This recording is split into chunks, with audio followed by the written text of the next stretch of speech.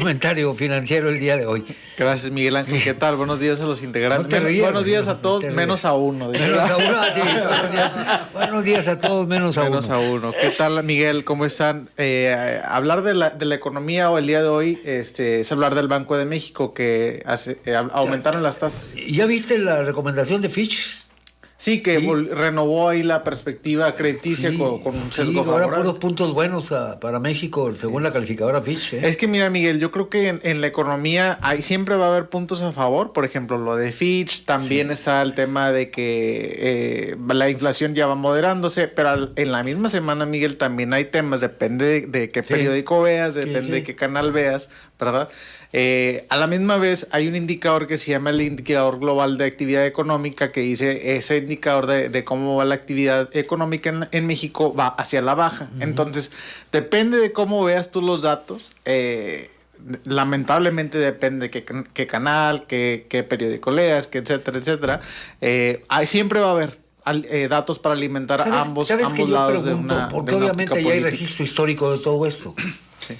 Dentro de 500 años o 1000 años, Adán, llegasen a hurgar en la historia de México, por ejemplo, ¿a quién le van a creer, güey? ¿Cuál historia va a ser la que van a creer?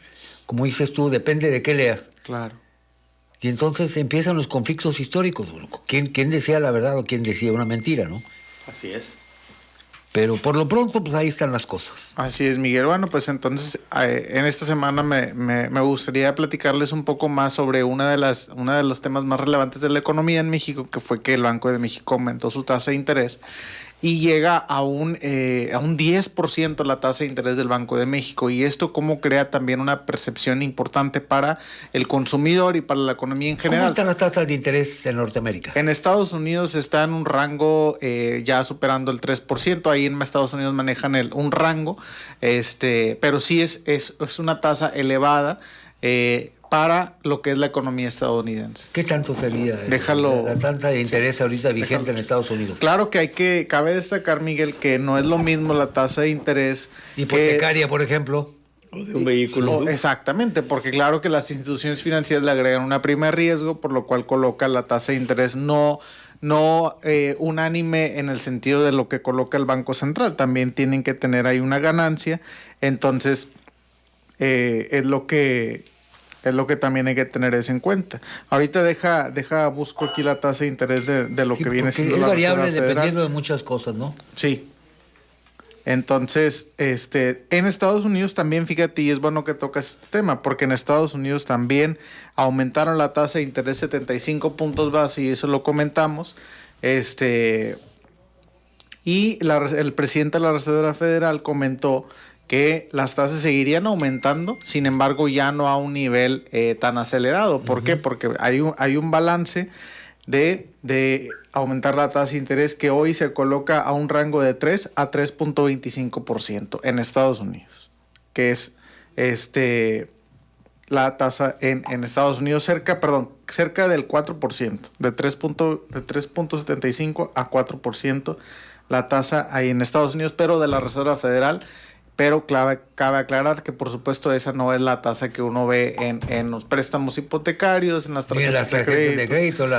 En México está la tasa al 10% del Banco de México, y en otras áreas del mundo también el mensaje es el mismo. Es decir, no importa si está al 10 o al 4 o en Argentina a lo que sea y en Europa lo que sea, el mensaje es el mismo, de que están aumentando las tasas de interés para combatir la inflación. Y aquí en México la decisión no fue unánime, fíjate. Hubo un subgobernador que fue Gerardo Esquivel que votó por un aumento menor. Un aumento menor. Es decir, todos los demás votaron por 75 puntos base, que es 0.75, y Esquivel votó por 0.50%.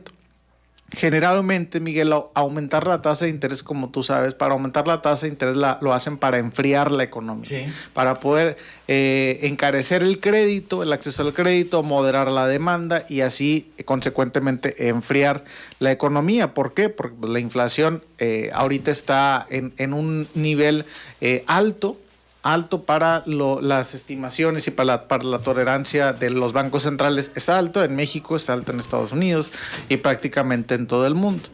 Por otro lado, amigas y amigos, bajar la tasa de interés, y el Banco de México mañana decide moderar, es decir, sin dejar la tasa sin cambios o bajar la tasa, sería con un objetivo indirecto de alentar la economía, es decir, de calentar la economía, de estimular la economía, o por lo menos ya no a un nivel de que pueda, entre comillas, ahogar la inflación, la economía. ¿Por qué? Porque aumentar mucho la tasa de interés, y es un argumento importante que proyectan todos los gobiernos, no nada más aquí en México, que dicen: no aumentes tanto la tasa de interés porque estás ahorcando al consumidor, ¿no? Porque no le estás permitiendo tener acceso al crédito, y eso también merma la actividad económica, y pues se puede ver también con un impacto en las tasas de crecimiento. Por otro lado, lo comentamos, bajar la tasa de interés o moderar la misma, pues es para poder estimular la economía.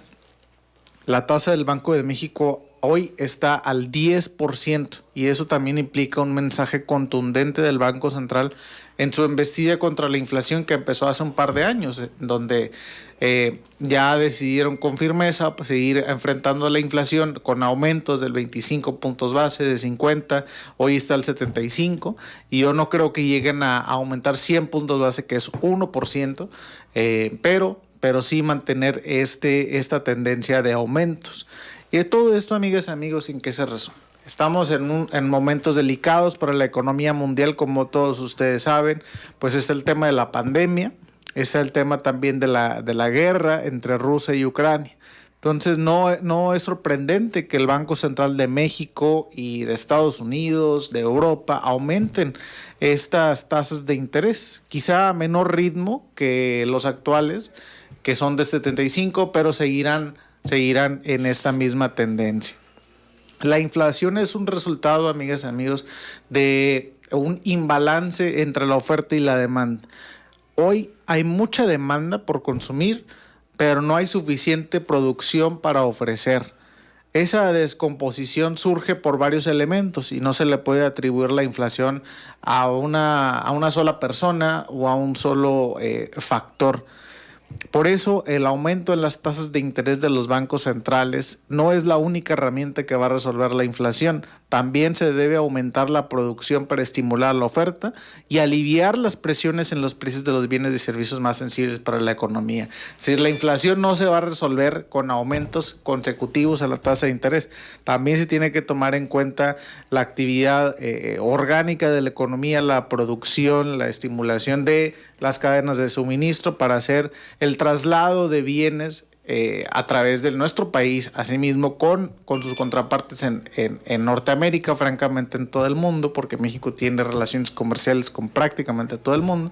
Entonces, estimular esas cadenas de suministro va a poder aumentar la producción y, en consecuencia, bajar las presiones hacia los precios, y eso se va a reflejar con una moderación en la tasa inflacionaria, que pues se ha convertido también ya en uno de los elementos más importantes para la economía nacional, para la economía internacional. Entonces, ese es el mensaje de esta mañana, profes, que dejo a su consideración, amigas, amigos, el tema de que el Banco de México aumentó su tasa de interés al 10% y la inflación, para combatir la inflación en nuestro país, y que francamente pues es un tema que aflige a todo el mundo, maestro. Y se ha mantenido de alguna manera controlada la inflación en el país. Tengo entendido que Inglaterra ya rebasó el límite y ya se declaró pues propiamente en quiebra, porque superó con mucho la inflación a las circunstancias que tienen, y pues ya no pudieron con ella. No sé qué medidas vayan a tomar para resolver, pero además está igual Francia y están igual otros países en Europa con inflaciones desmedidas. Sí, la inflación en Gran Bretaña es 10% la inflación en Gran Bretaña, y también con aumentos por parte del Banco de Inglaterra. Aquí cabe recordar un buen punto, que Inglaterra o el Reino Unido no es parte de este conglomerado económico europeo, que sí lo es Francia, ¿verdad? Entonces, que en Francia pues se tienen que atener a lo que diga el Banco Central Europeo, sí, por ser parte de ese sistema monetario, y en el Reino Unido o Inglaterra tienen ¿Y a cómo un estará sistema independiente. la inflación en Francia? Porque si en Inglaterra Déjalo, está al 10, déjalo. entonces está más alta en Francia. O sea, todavía tenemos secuela de lo que fue la pandemia, Mario. de Por cierta manera. supuesto. Sí, ¿verdad? y Todo el eso provocado problema de los por suministros. parte de los... En Francia la inflación está al 6%, Al 6 está más abajo entonces, que en Francia, que en Inglaterra. Pero maestro, aquí es interesante porque, por ejemplo, México, que tenemos aquí una inflación al 8%, en Estados Unidos tiene una inflación también al 8%, en Francia al 6%, entonces se puede pensar que a lo mejor a Francia le está yendo mejor, pero no necesariamente es así porque no se puede comparar un país con otro. Cada economía tiene sus idiosincrasias, ¿no? Sus elementos que lo distinguen. Entonces habría que tener en cuenta también de ese 6%, qué tanto es aumentos a los precios de los bienes más sensibles, de los productos más sensibles, la canasta básica. Entonces el 6% es lo que vemos sobre la mesa, pero no vemos lo que está detrás, que también es muy, muy importante. Entonces ese es el mensaje, maestro, de la inflación, que es una secuela de la pandemia que tampoco ha acabado. Entonces,